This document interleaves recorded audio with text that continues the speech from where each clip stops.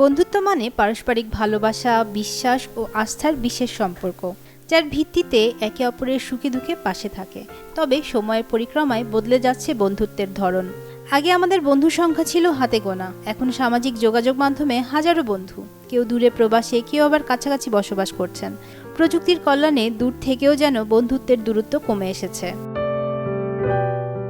বন্ধুত্ব টিকিয়ে রাখতে আগে সরাসরি যোগাযোগ রাখতে হতো। চিঠিপত্র আদান প্রদান, একে অপরের বিপদে আপদে পাশে থাকা, এসবই ছিল বন্ধুত্বের স্বাভাবিক চিত্র। দেখা হলে সময় কাটতো একসঙ্গে আড্ডা দিয়ে।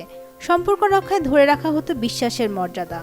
এখন এসবের অনেকটাই কমে গেছে প্রযুক্তির ছোঁয়ায়। গড়ে উঠেছে সামাজিক যোগাযোগ মাধ্যম কেন্দ্রিক বন্ধুত্ব।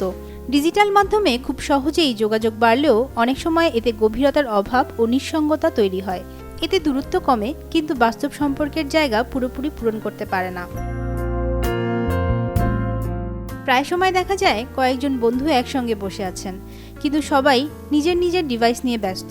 কেউ সামাজিক যোগাযোগ মাধ্যমে স্ক্রল করছেন, কেউ ছবি তুলছেন, আবার কেউ চ্যাট করছেন। কারো দিকে কারো তেমন মনোযোগ নেই। এভাবে একসঙ্গে কাটানোর সময়ের গুরুত্বও কমে যাচ্ছে।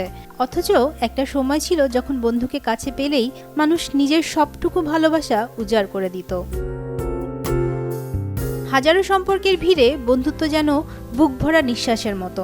তাই বন্ধুত্ব উদযাপন করতে প্রতি বছর পালিত হয় ফ্রেন্ডশিপ ডে বা বন্ধু দিবস। আজ বন্ধু দিবস। দেশভেদে এই দিনটি বছরে 2 বার পালিত হয়। হারানো বন্ধুত্বের সেই দিনগুলো ফিরে পেতে এবারের ফ্রেন্ডশিপ ডেতে বন্ধুর সঙ্গে দেখা হলে ফোন পাশে রেখে তার চোখের দিকে তাকিয়ে কথা বলুন।